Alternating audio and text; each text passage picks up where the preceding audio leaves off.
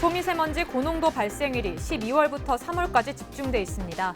초미세먼지에 노출된 태아가 출생 이후 장애를 가질 확률이 높다는 연구 결과가 잇따르면서 산모들의 불안감도 높아지고 있습니다. 신혼부부들이 가장 많이 고민하는 이유 가운데 하나가 바로 주거 문제입니다. 김재 씨가 어려움을 겪는 청년과 신혼부부의 전세자금 대출 이자를 지원하기로 했습니다.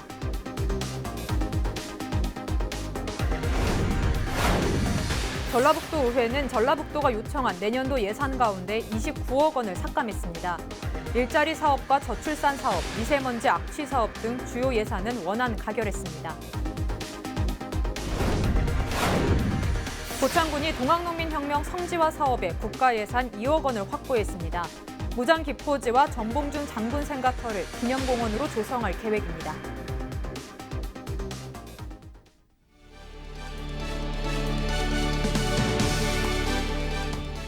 시청자 여러분 안녕하십니까? 헬로티비 뉴스 전북입니다.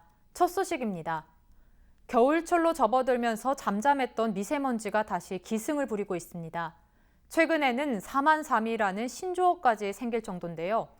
사흘은 춥고 나흘은 미세먼지가 심하다는 뜻인데 올 겨울도 추위와 미세먼지가 반복될 전망입니다. 보도에 박종호 기자입니다.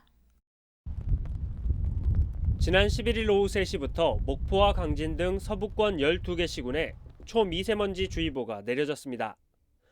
전남 지역은 초미세먼지 농도가 세제곱미터당 최고 191 마이크로그램까지 치솟았습니다. 겨울철 북쪽에서 부는 바람을 타고 미세먼지가 우리나라에 영향을 주고 있습니다. 한때 봄에 기승을 부렸던 미세먼지는 겨울부터 초봄까지 집중됩니다.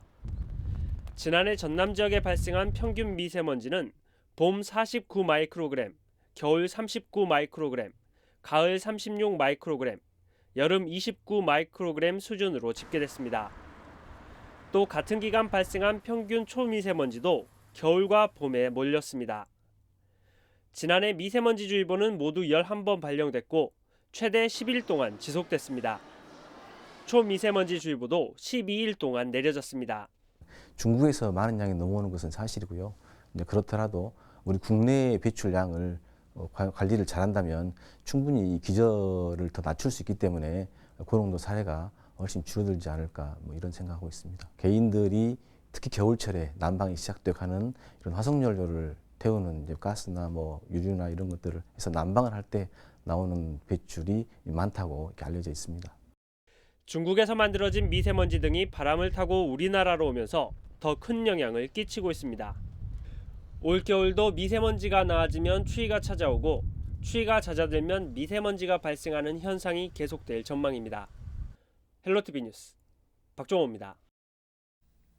초미세먼지 고농도 발생일이 12월부터 3월까지 집중돼 있습니다. 앞으로 몇 달은 불편한 초미세먼지 시즌인데요.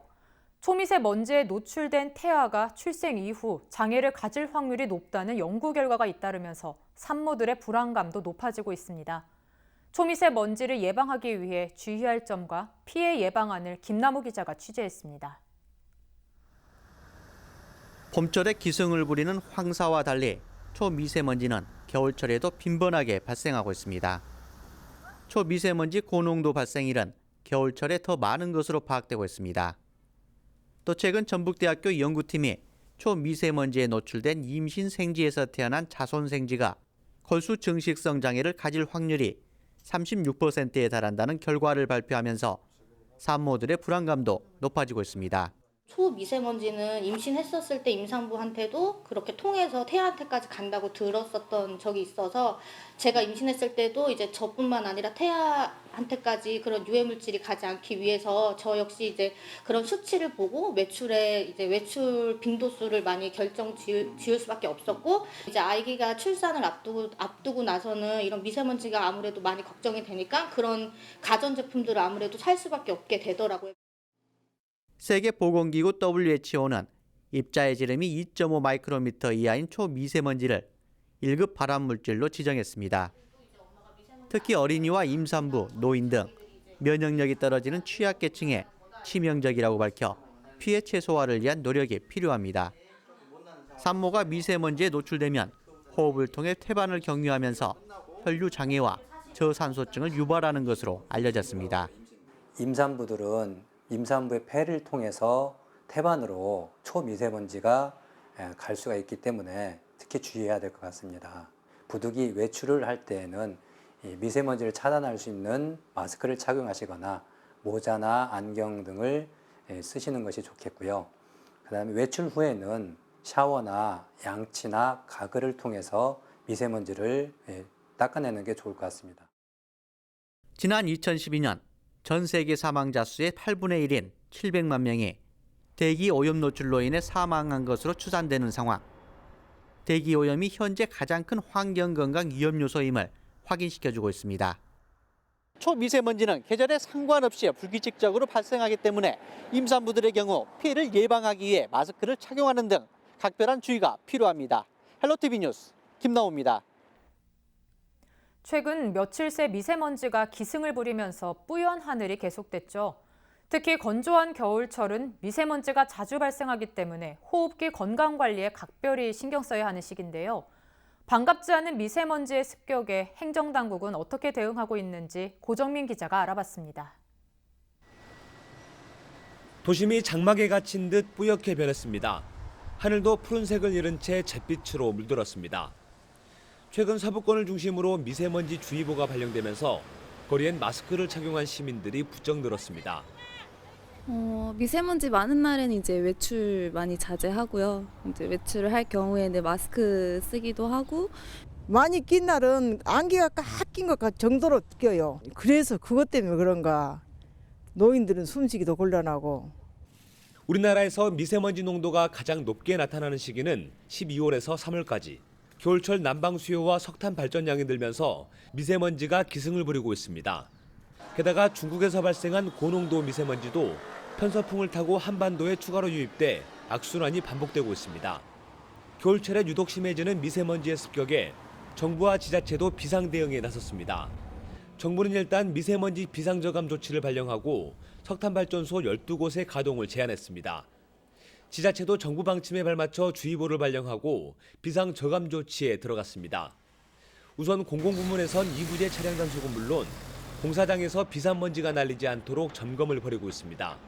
먼지가 많은 산단 주변이나 도로는 소방차나 살수차를 동원해 미세먼지 잡기에 총력을 쏟고 있습니다.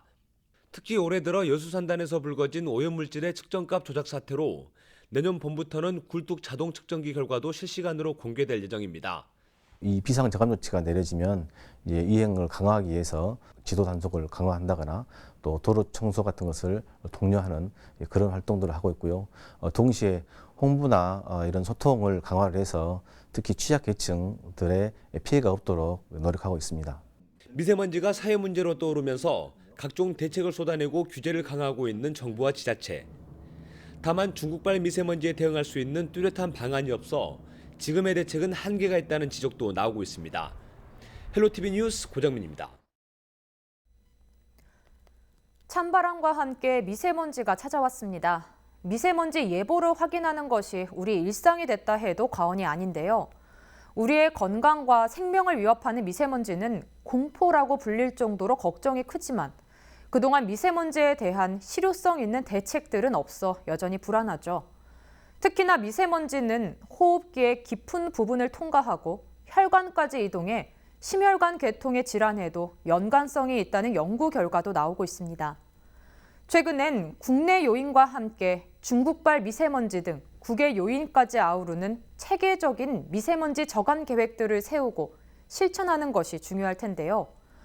우리가 일상 속에서 쉽게 실천할 수 있는 것들도 몇 가지가 있습니다.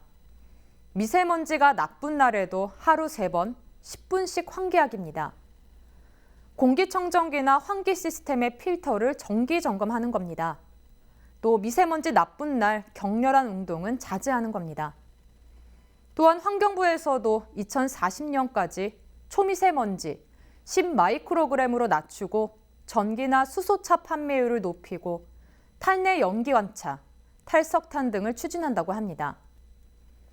체계적인 환경보건 서비스 시스템과 투명한 정보를 지속적으로 제공하며 국민의 건강권이 사수되길 바랍니다. 지금까지 앵커 브리핑이었습니다.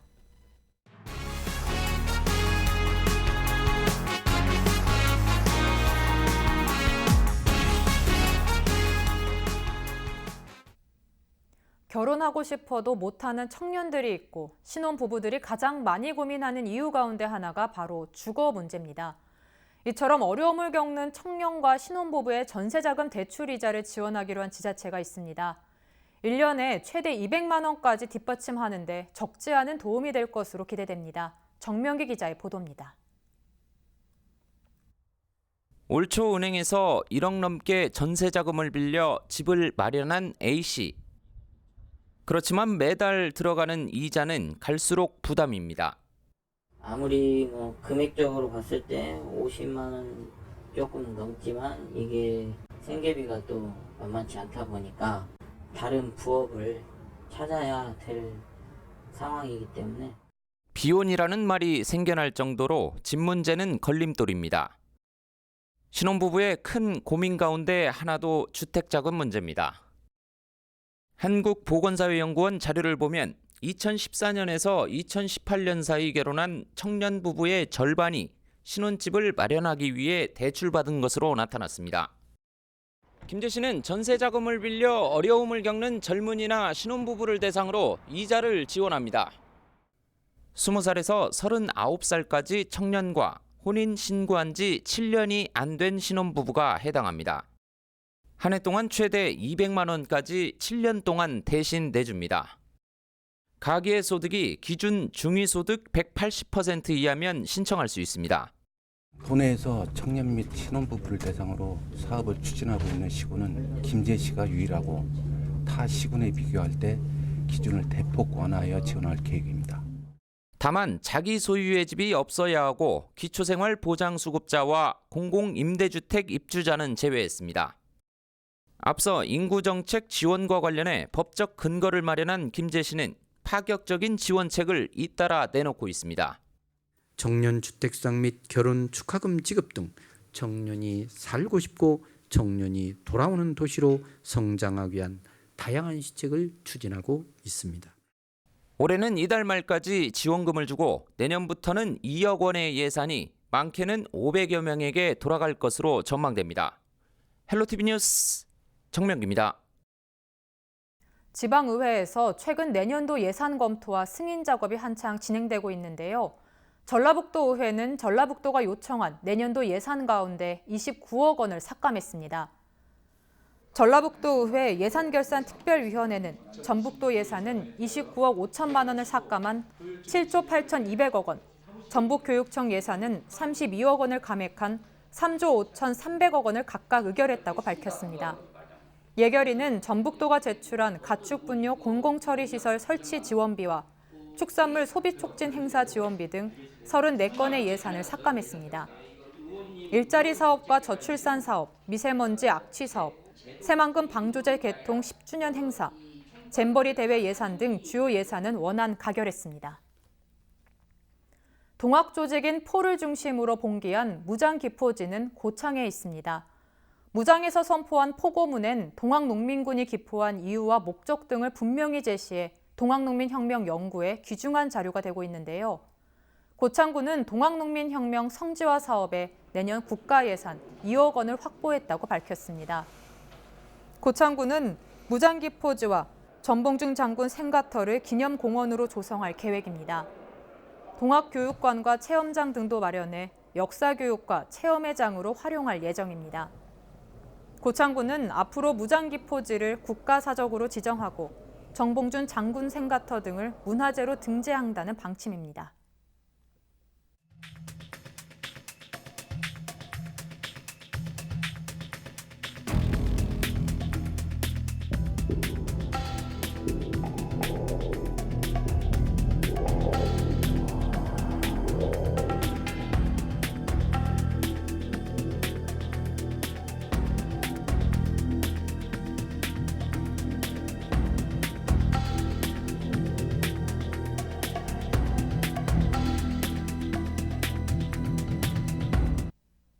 이상으로 뉴스를 마칩니다. 저희는 언제나 지역 주민 여러분 곁에 있겠습니다.